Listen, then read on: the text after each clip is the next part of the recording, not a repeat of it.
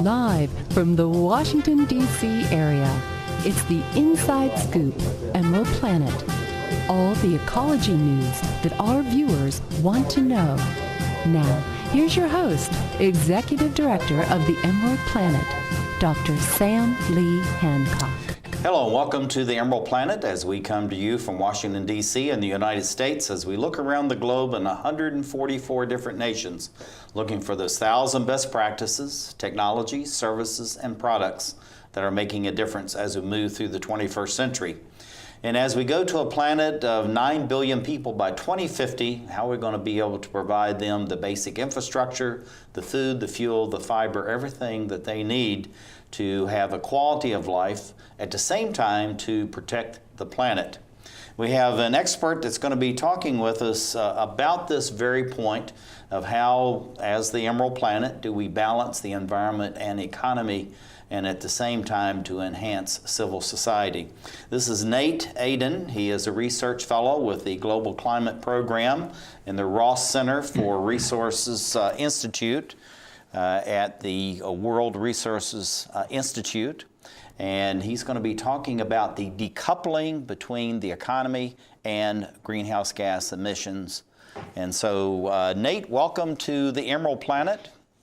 Thank you, Sam. It's my pleasure to be here. Yeah, glad to have you here. And sitting right beside me, who is our special guest in studio Skype backup, is Richard W. Lewis. He's the president of the Winfield Group and Technology Marketing Officer. I love that title of Algra Marketing.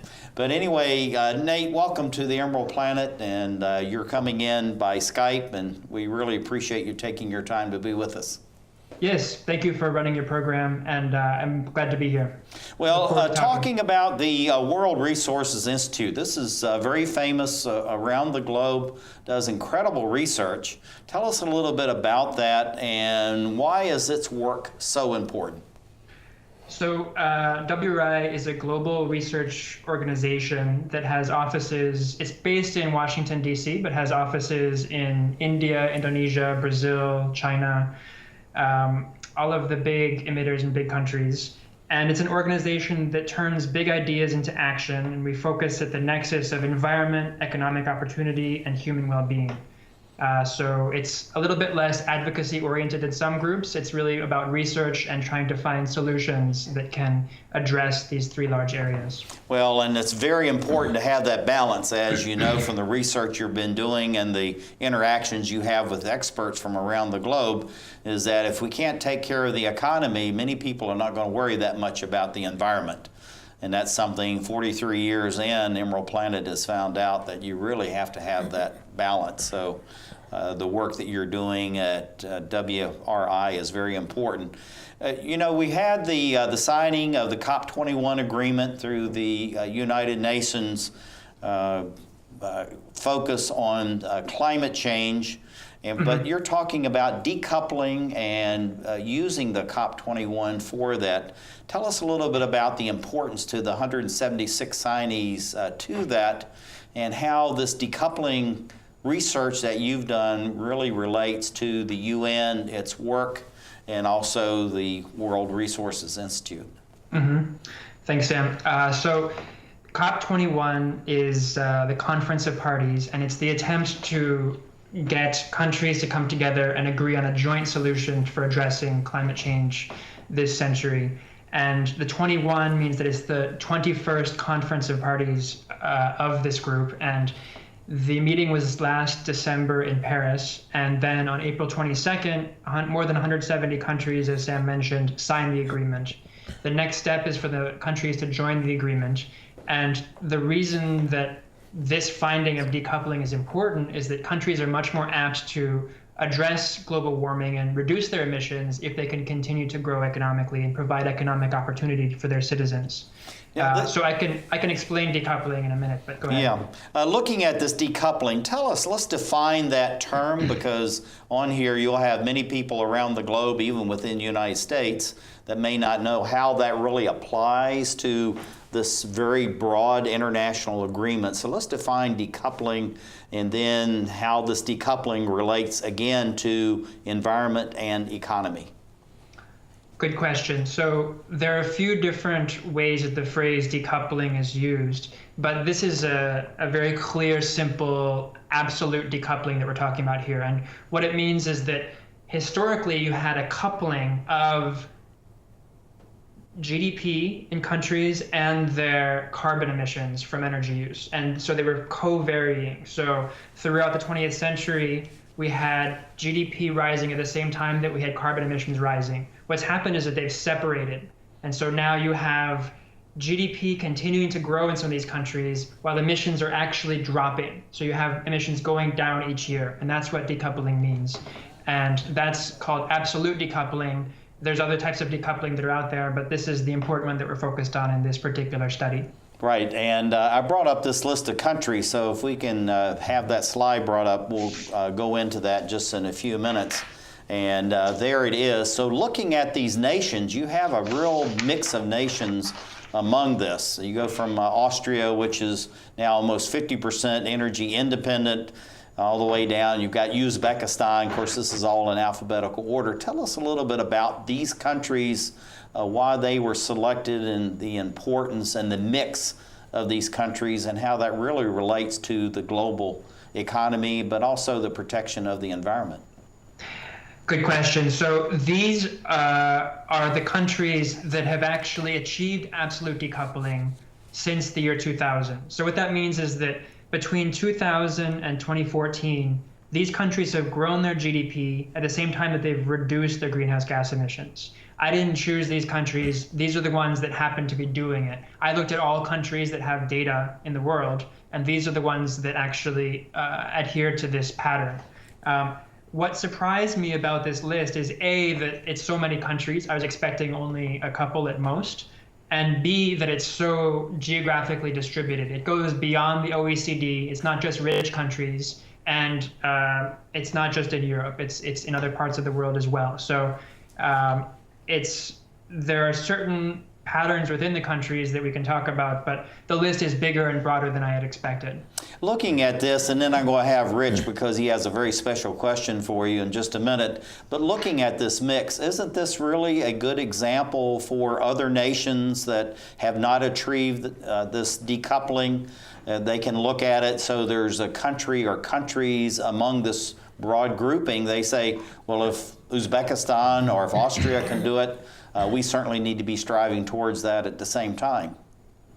Yes. This shows that a broad group of countries has achieved decoupling, and that there's not just one road to decoupling. There are many ways that these countries are achieving this. And it's not something that only happens after you become rich. You can do it earlier in the development process as well. And I think that's really some of the rich nuggets of your research that you've done, that you can do it at any time in the economic development of your nation, correct?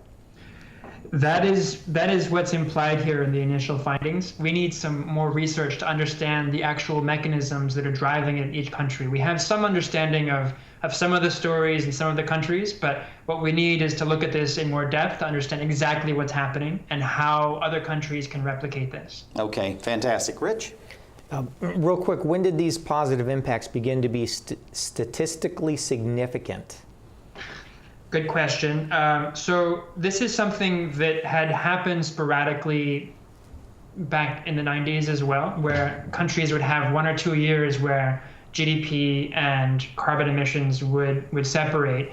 But this sustained and larger group of countries has only really happened recently. So this has been since 2000, and the hope is that the number of countries will grow each year. Yeah, looking at this whole thing, and I'm going to go back to this list of the nations. What were you finding across these nations that would be, say, a constant?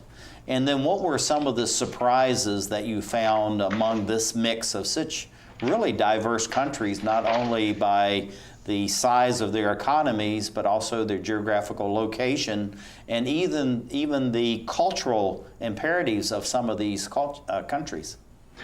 Yeah, so it is quite a diverse group, which was a surprise, as I mentioned. And there are 3 or 4 mechanisms that you can identify in different countries. So the US is the largest country among this group to have achieved decoupling over this period. And it's a surprise to many in the US that this has happened. People don't realize that our emissions have dropped since 2000, while our GDP has continued to grow. And in the US, it's really a story about fuel switching, where the shale gas boom in the US and the availability of cheap natural gas has caused many users of coal to switch to natural gas, whether they're in industry or for electric power generation. So that's been one of the main drivers in the US. Another driver in other countries, such as Sweden and the Nordic countries, is that they've had very strong policies to support fuel switching, but they don't have shale gas. So, for example, in Sweden, they've had a carbon tax they've implemented since the 90s. And that's really promoting renewable energy growth in these countries, as well as less energy consumption. A third area is efficiency improvements that have happened due to replacement of very outdated infrastructure and capacity. And the fourth is what we call structural shift or deindustrialization. And that's the reduction of the industry share of countries' GDP. And that has happened in many of these countries, but not all of them. Yeah, I tell you, that's a real message there. Rich, go back to the question 3 there, very quick, and let's ask that of Nate, and then we'll wind out. Why did you decide to research decoupling phenomenon in various countries around the world in your work at the WRI? So decoupling is central to countries being able to achieve the goals that they've set out in the Paris Agreement. This particular research was actually initiated because of an inquiry from Capitol Hill. One of my colleagues testified to the House Committee on Science and Technology, and one of the follow-up questions from one of the Congress people was, what is decoupling, and if the US does achieve decoupling, has it happened in other countries? And everyone was surprised to find that not only has the US already achieved it on a GDP CO2 level, but more than 20 countries have also achieved it. So I think many people did not expect this when the initial questions were asked. This is going to be a quick question. You got about 15 seconds, but this is television, okay? What do you see for the growth and development as far as the World Resources Institute and the ongoing research that you're doing across many different areas, not just in decoupling? Well, we're supporting countries in implementing their Paris agreements and limiting warming this century to 2 degrees above pre-industrial level. Fantastic. This is Nate Aden, Research Fellow, Global Climate Program, Ross Center for Sustainable Cities at the World Resources Institute. Thank you.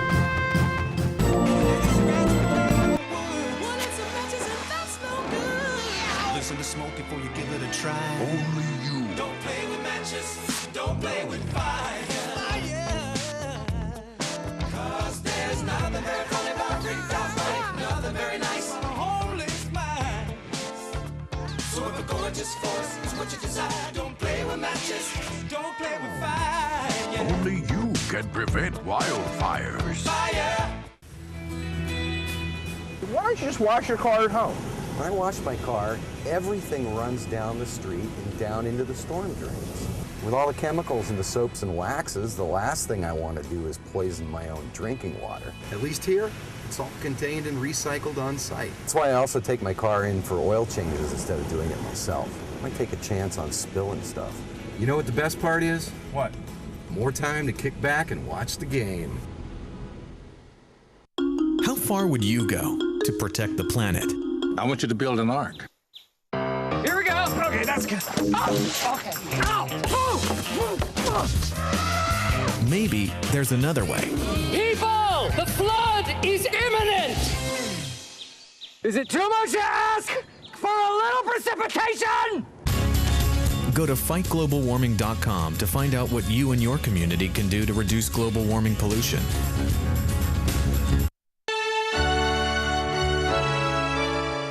Somewhere around the world, there are men and women of the armed forces risking their lives, helping rebuild communities after natural disasters, collecting toys for needy children, tutoring kids in school.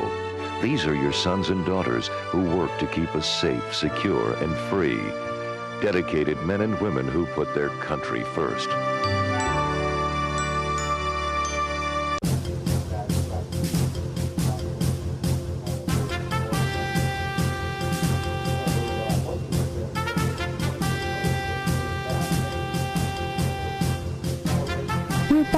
to the Inside Scoop Emerald Planet.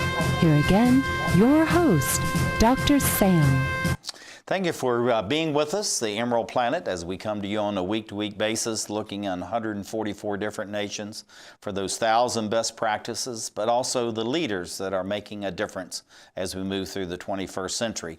And as we go to a planet of 9 billion people by 2050 and possibly 12 to 13 billion by the end of this century, how we're going to be able to provide them a quality of life instead of just an existence, but at the same time to be able to protect the environment and grow the economies to be able to do just the things that we're talking about. And we have a gentleman joining us who has been doing absolutely world impressive research. This is Nate Aden. He's a research fellow, Global Climate Program, and the Ross Center for Sustainable Cities through the World Resources Institute. And also, he's the University of California at Berkeley doing his research. And then sitting right beside me is Richard W. Lewis. He's a good friend of Emerald Planet, and he's here as the Skype backup and also our special guest. He's the president of the Winfield Group and also the technology marketing officer of Arga Marketing. And Nate, welcome to the Emerald Planet TV. Thank you, Sam. It's my pleasure to be here. Tell us a little bit about this balance and the collaboration between the World Resources Institute and also the University of California at Berkeley, and how this collaboration is very important not only for your university, but all major universities around the globe with an organization like the World Resources Institute.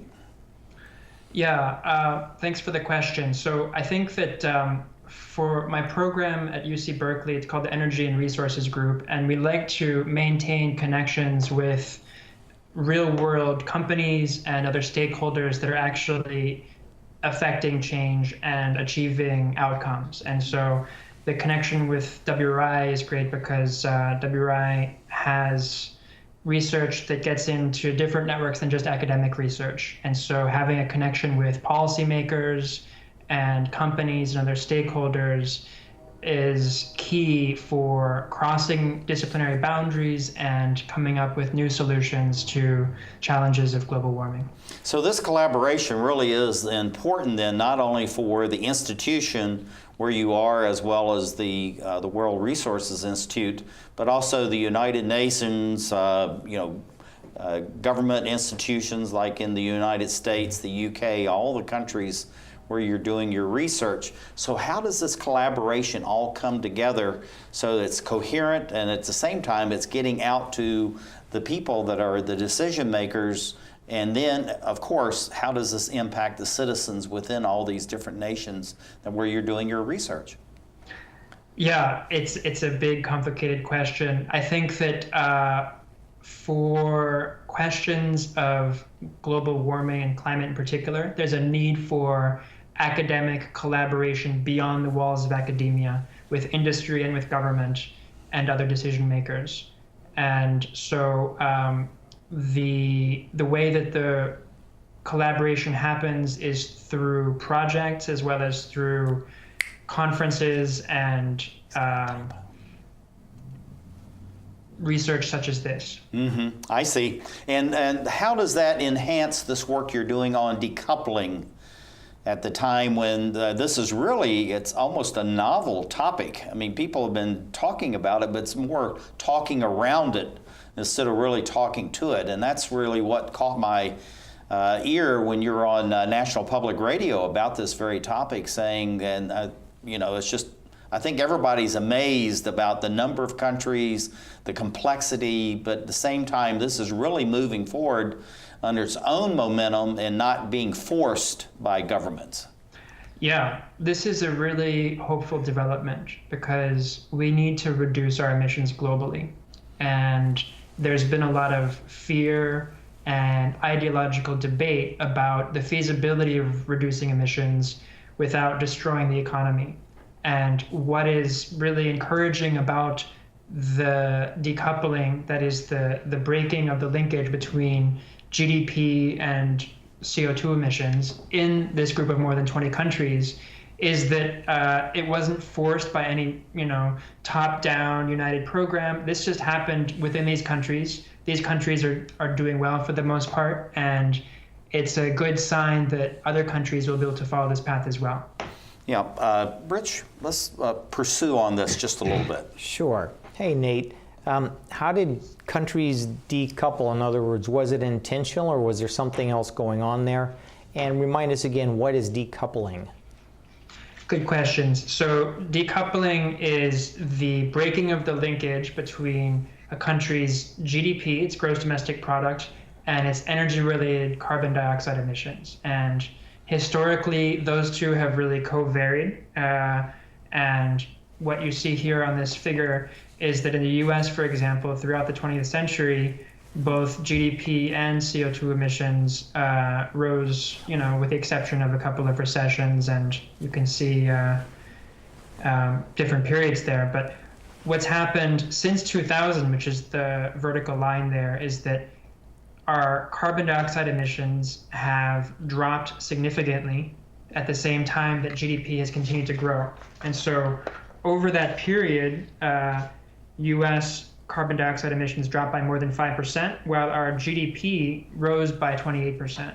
And you can see that that's just a change in the basic relationship between those two variables. And it's very encouraging because it suggests that we can reduce emissions while continuing to provide economic opportunity. Looking at that, Nate, this is something that really gets to the heart of policy. Many people, well, I shouldn't say many people, some people are saying is that this investment or the expenditures, probably is a better term, on protecting the environment and investing in new equipment and energy reduction and energy conservation is a real cost.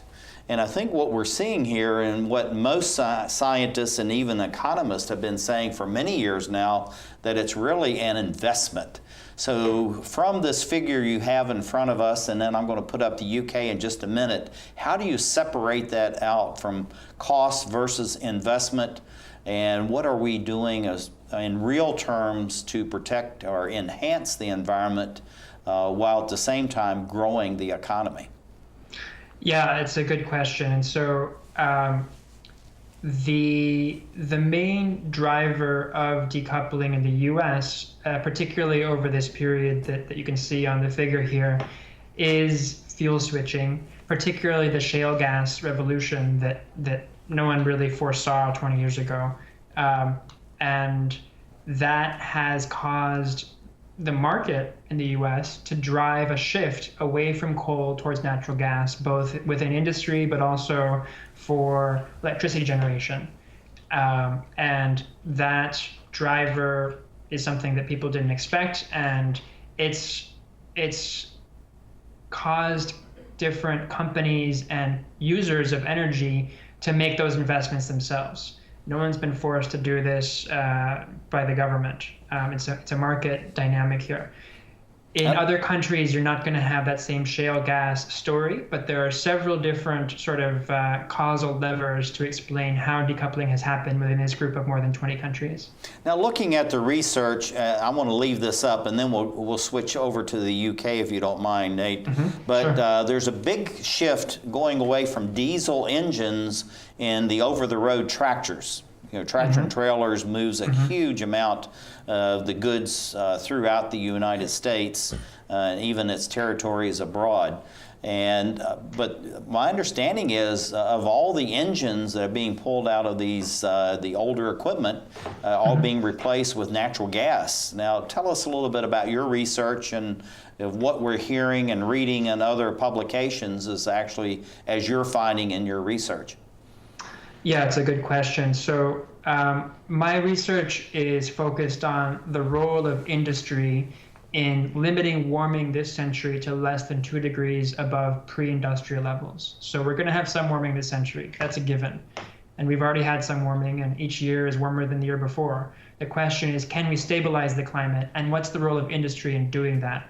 And so there's a few different ways that the countries and their industrial sectors contribute to that. One is fuel switching. Another one is efficiency improvements. And another one is changing the structure of the economy to reduce demand for processes that inherently consume and produce greenhouse gases. Okay. Have you found this switch as far as the diesel engines? I was talking mostly of the over-the-road trucks, but also understand it's happening as far as the diesel engines and the trains as well. Do you see that in your research? Certainly. And that type of shift of energy and fuel for different sectors is very important. So within the transport sector, we've got a very exciting growth of interest and enthusiasm about electric vehicles. And assuming that we can generate more clean electricity in the future, the shift to electric vehicles is going to be huge. But the shift from diesel to natural gas is also an important step in the road.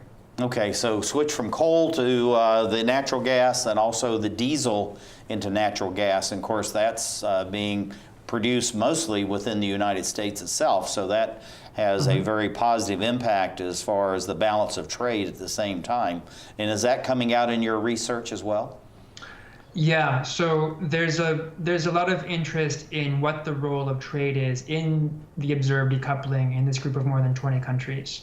And one question that I get a lot is this just a story of outsourcing? And have these countries achieved this decoupling by just importing their emissions-intensive goods instead of producing them domestically? That's called emissions leakage.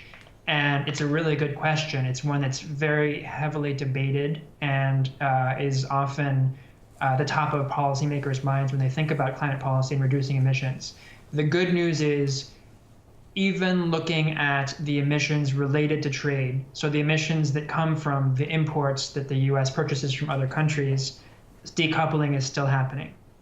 Now, that's amazing, and I'm going to steal a little bit of Rich's thunder. He was going to ask you about this deindustrialization and the impact there, but we have absolutely run out of time. So going to the last question, which I always throw in, this whole thing about trade and emissions, what do you see about the expansion of research on that area, and what do you see coming out, say, over the next 5, 10, 15 years? And we have to be quick. It's a key research area for implementing the Paris Agreement that countries signed last month, and one where there's a lot of exciting research. You're going to have to do it. Okay, this is Nate Aden, Research Fellow, and he's with the World Resources Institute, and right beside me is my good friend, Richard Lewis. And thank you for being with us as we look around the globe to create the Emerald Planet.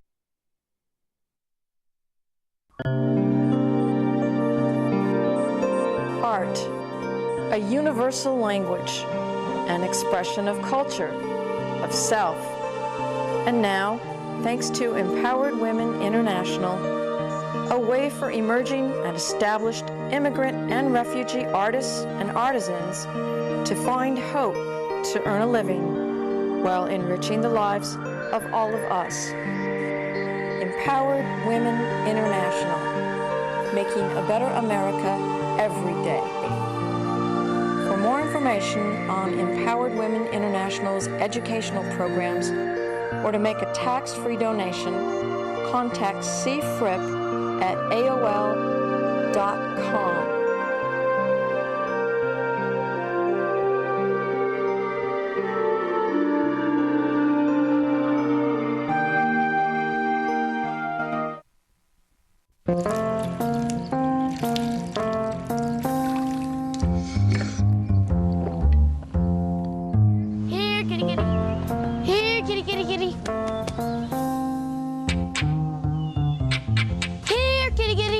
You'd think it would be easy to tell which kids have trouble with their eyesight. But that's not always the case. Even though 1 in 4 children may have a vision problem, eye doctors tell us the symptoms aren't always so obvious. We do know that 80% of all childhood learning is visual. And without good vision, kids can have trouble learning to read and may fall behind in school.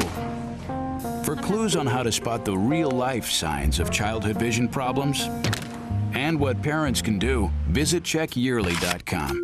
A public service message from the Vision Council of America and Reading is Fundamental.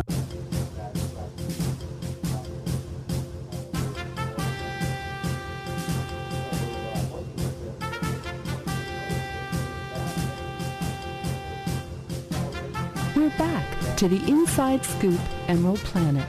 Here again, your host, Dr. Sam. Hello, and welcome to the Emerald Planet as we come to you from Washington, D.C. in the United States as we look around the globe in 144 different nations, looking for those 1,000 best practices, technologies, services, and products that are making a difference as we move through the 21st century. And we have a real expert that's joining us. He's coming in by Skype. This is Nate Aden. He is a research fellow, Global Climate Program and the Ross Center for Sustainable Cities, and then with the World Resources Institute.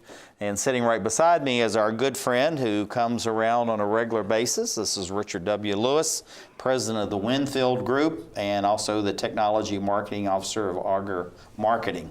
And Nate, thank you for being with us and talking about decoupling and the research that you're doing at the World Resources Institute. It's just really fantastic what you're doing. But you know, we see the importance of this in the United States. You're working with the University of California, Berkeley, a world-renowned institution. But how do other countries benefit from this research and the work that you're doing at the World Resources Institute? Thank you, Sam. It's my pleasure to join you today.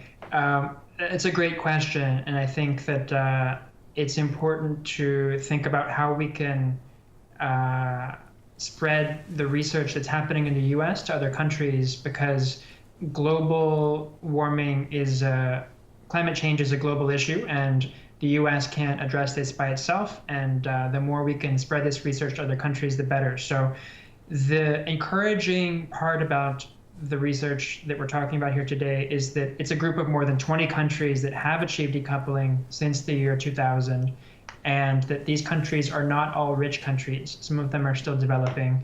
And so there is a way for countries to address their greenhouse gas emissions while continuing to grow their GDP.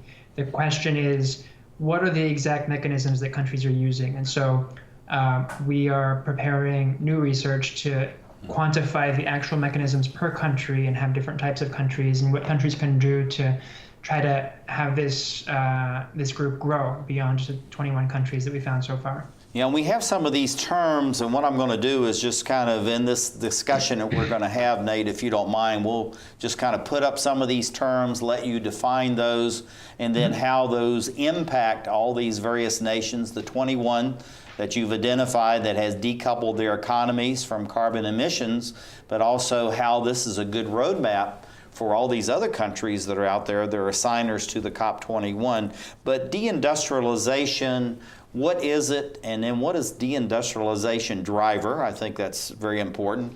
People think they're hopping their car and they go somewhere, and it's a little different than that. But then how does that go to protecting the quality of the environment, but at the same time allowing people to feed their families and to grow their local economies? Yeah, great question, Sam. Thank you. So the decoupling that's happened in this group of more than 20 countries has been caused by a range of factors. One is fuel switching. Another one is deindustrialization. And what deindustrialization means is a reduction in the industry share of the economy. And traditionally, there's been sort of a transition that's happened in many countries from agriculture to manufacturing to high-tech manufacturing to services. And what we're finding nowadays is that that progression is no longer happening consistently in countries. And so it used to be that once you reached a certain level of per capita GDP, certain level of wealth, then you would make the switch away from industry. That is no longer holding. So countries are deindustrializing earlier, and they are actually looking to skip the industry step in many countries and just go straight to services, because there isn't enough demand to support the investment that's required to build up an industrial sector. And so it's a complex phenomenon that's happening in many countries.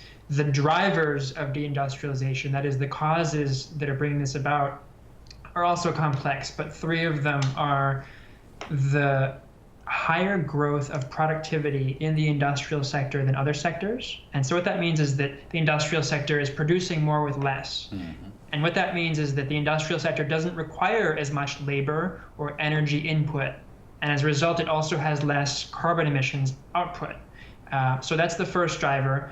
A second one is saturation and efficiency gains. So for example, here in the United States, a lot of our steel production is from electric arc furnace secondary steel production, as opposed to virgin steel production from basic oxygen furnaces. One reason we're able to do that is that we have built up such a large stock of steel in our economy. We've been producing steel for decades that we already have a lot of scrap that we can already use to make new steel.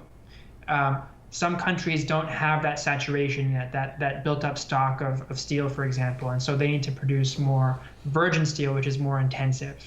A third factor, and one that a lot of people focus on, is globalization. And that's a broad term that's used a lot of different ways. What I mean by that is the fragmentation of supply chains. So, this pen, maybe the tip of it was made in one country and the ink was made in another country, and then the canister and the top of it was made somewhere else, and they were all assembled in yet another country. That's very common nowadays.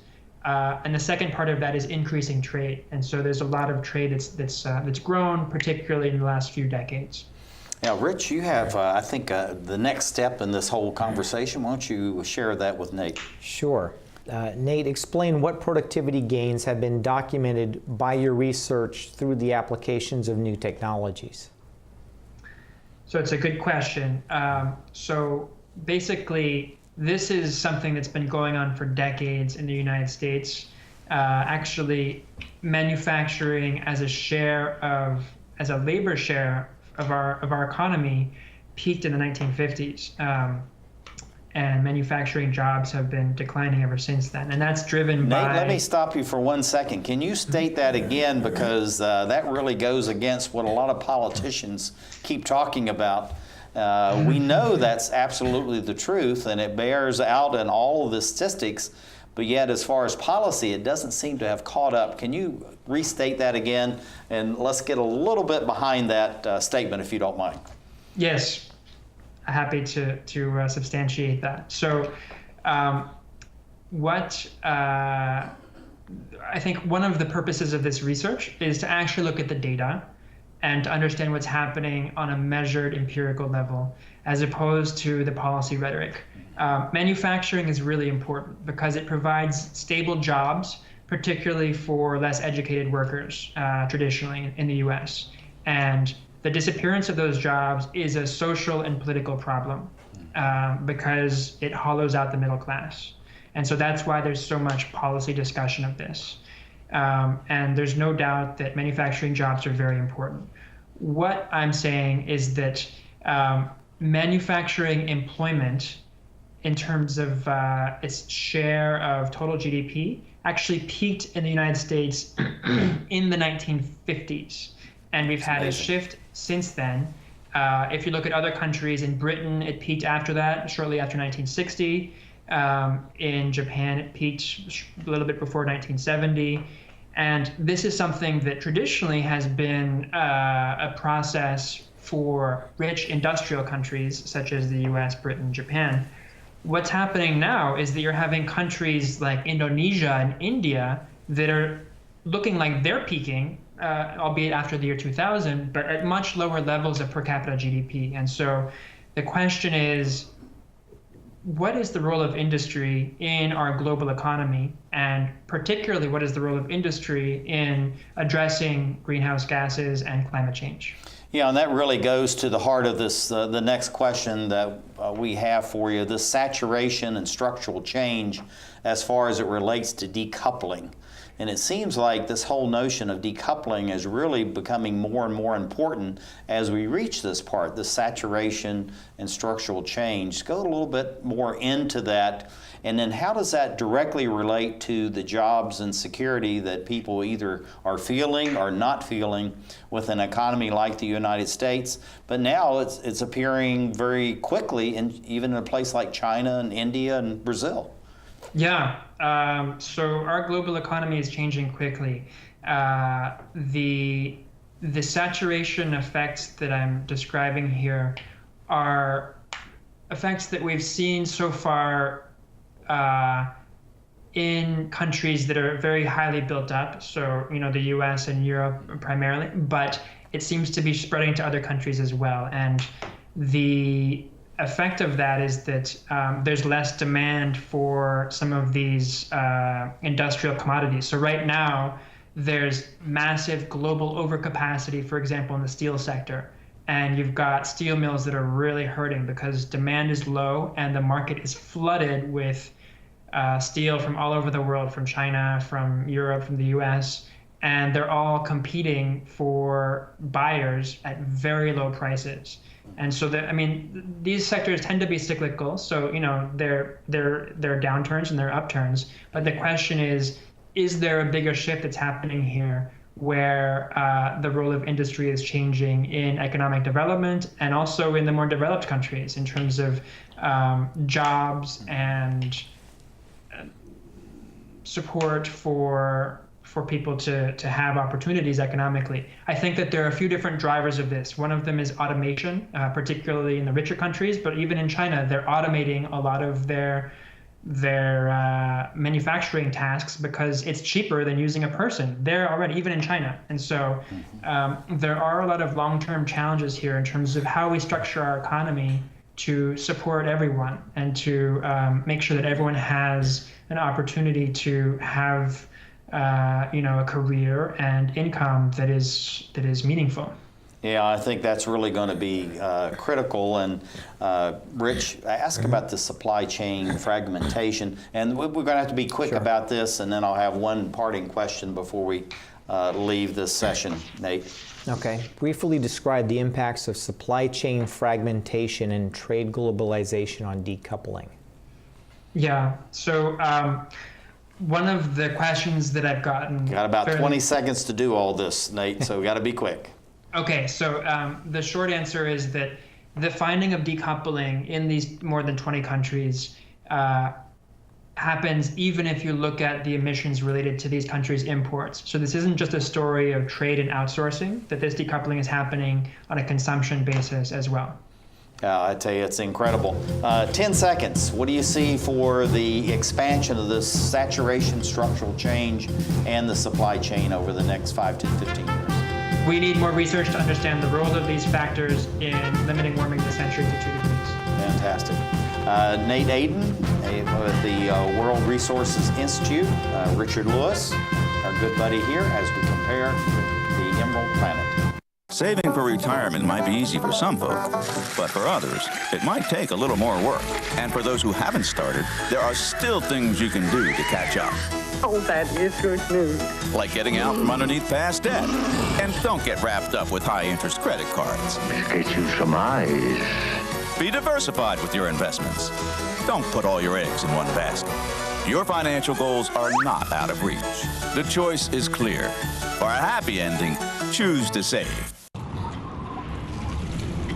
Everyone with alcohol and drug addiction is in the same boat.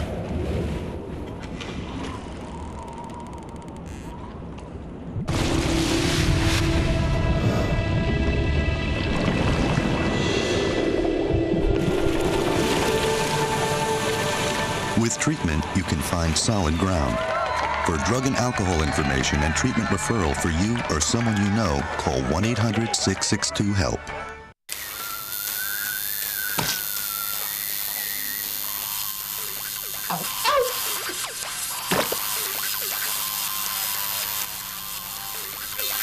Dude, are you sure you want this tattoo? Because just do it.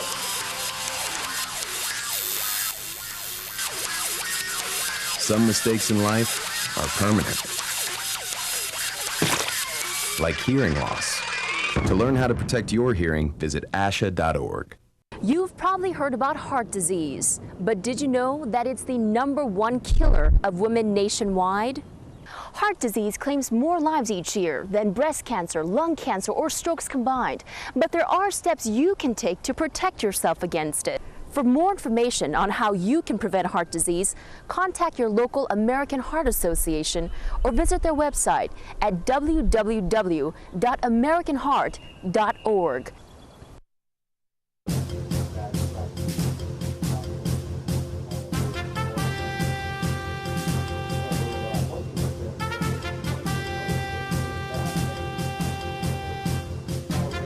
We're back to the Inside Scoop Emerald Planet. Here again, your host, Dr. Sam. Hello and welcome again to the Emerald Planet as we come to you on a week-to-week basis from Washington, D.C. and the United States as we look in the 144 different nations looking for those 1,000 best practices, technology, services, products, and of course the leaders that are making a difference. I'm Dr. Sam Hancock, the President and Executive Director of Emerald Planet and of the Emerald Planet TV. And we have a very dynamic, interesting gentleman joining us. He's a research fellow of the Global Climate Program, the Ross Center of Sustainable Cities, the World Resources Institute, and also UC Berkeley. This is Nate Aden. And sitting right beside me is our good friend who comes around on a time-to-time basis, and we really appreciate his support, Richard W. Lewis, who is the president of the Winfield Group and the Technology Marketing Officer for Argo Marketing. And Nate, back to you, and I wanted to really emphasize here, if we can get that slide up, as far as the World Resources Institute, but also your work there at the University of California, Berkeley, but really extrapolate this across all institutions of higher learning and the importance of having such research and looking at collaboration, because I think what your research comes out on decoupling is that we not just need to try to slow down the climate change and the warming of the climate, but we actually need to do some vast reversal pivots and all of this at the same time. And so let's look at this decoupling, but how can we use that to start to reverse the negative impacts that we've made on the environment over the last 300 to 400 years of industrialization, and how that research is coming out through this collaboration that you're involved with UC Berkeley, the World Resources Institute, and many other organizations that are collaborating with you and other researchers at the WRI. Thank you, Sam. It's my pleasure to be here. So I think that climate change in particular is obviously a global issue, and one that crosses both academic disciplines but also industry sectors. It's one that really needs collaboration between academia, government, and industry, and public-private partnerships to find effective solutions. And so this is an example of that type of collaboration, and one that that we need more of. We need to break down silos and old barriers and look at new ways of addressing these issues.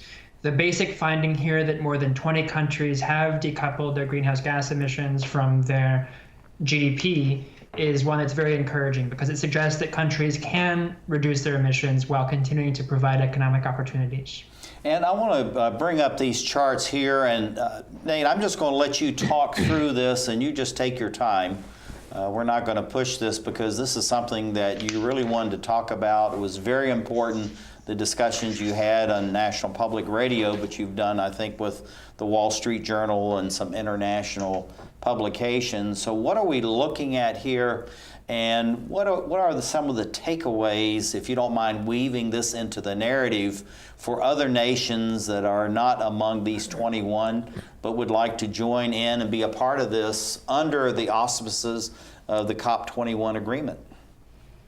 Yeah, thank you, Sam. So on April 22nd, last month, more than 170 countries signed the Paris Agreement, which is to try to limit warming this century to less than 2 degrees above pre-industrial levels.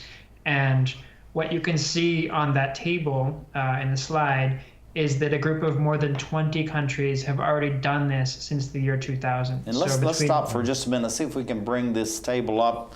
And then I've split these out so you can go A to U instead of A to Z in this, and just kind of talk through this. So it's all yours.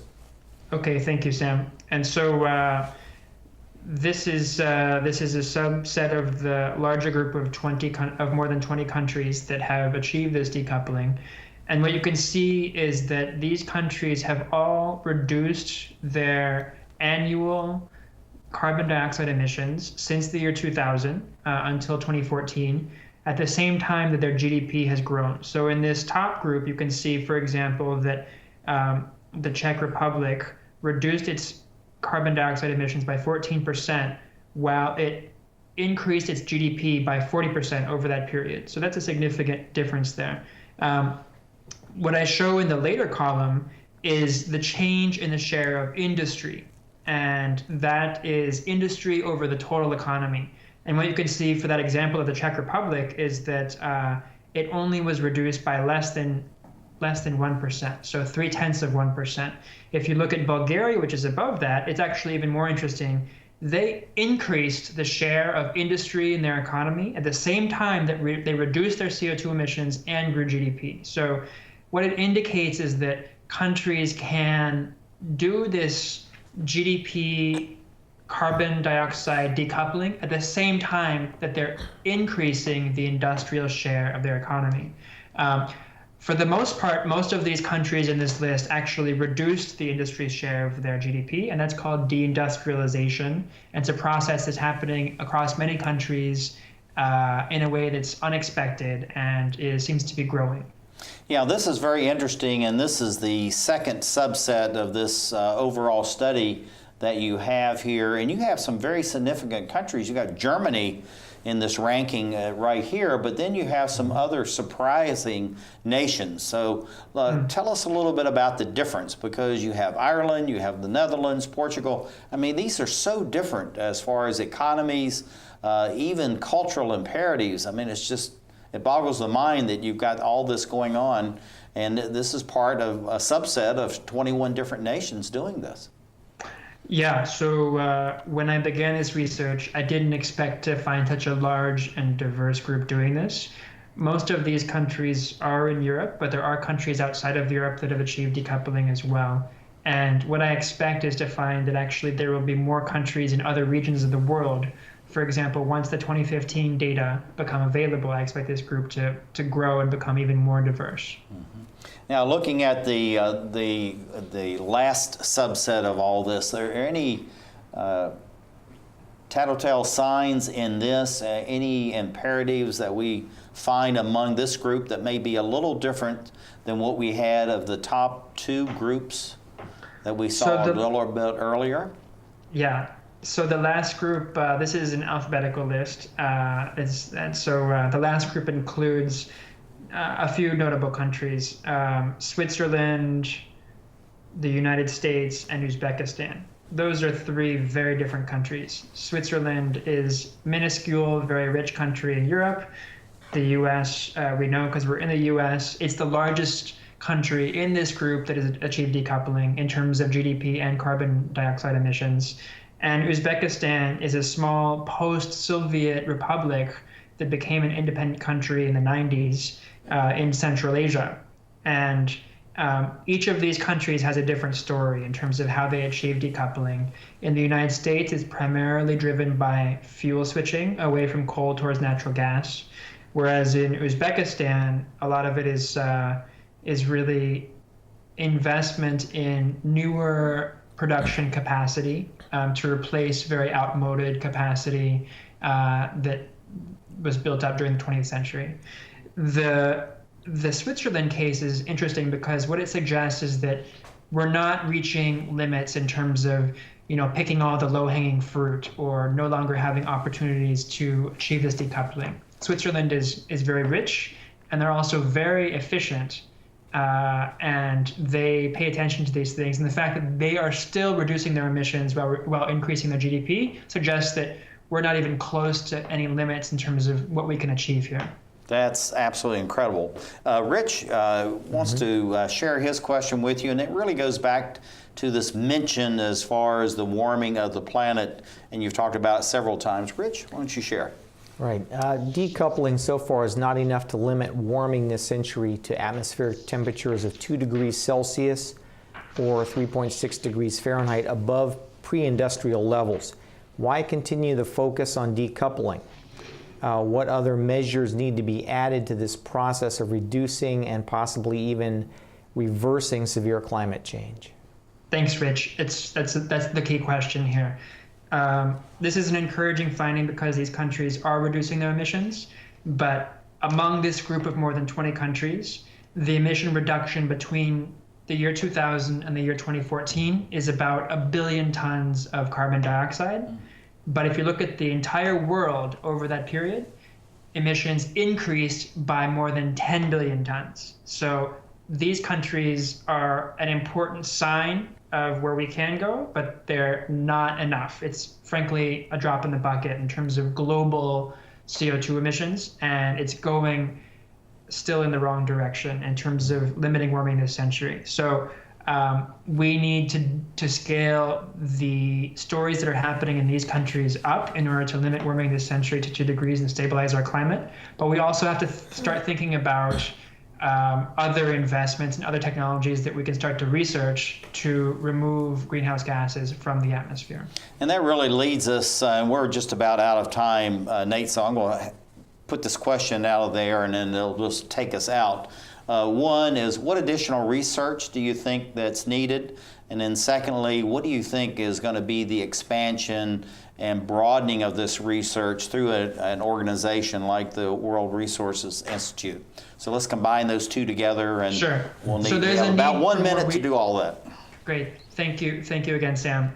So there's a need for more research from academia and from government and from research organizations such as WRI. What we're focusing on here, one area is helping countries to implement their commitments to the Paris Agreement, but another one is helping companies. A lot of companies are taking leadership here. This decoupling is really founded on actions and investments by individuals and companies. And so we've got an initiative called the Science-Based Targets Initiative, where companies are voluntarily coming to us and saying, we want to set our emission reduction target, for example, for Coca-Cola, General Mills, Dell, a lot of big companies that you've heard about have already made public commitments to do this.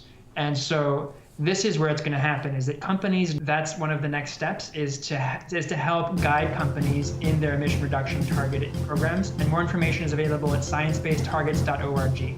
It's fantastic. This is Nate Aden, Research Fellow, Global Climate Program, Ross Center Sustainable Cities. Right beside me is Richard W. Lewis, President of the Winfield Group. And Rich, thank you for being with us and always showing up and being so helpful. Nate, thank you very much. Thanks and to thank both you of you. to your viewers as we look around the globe to decouple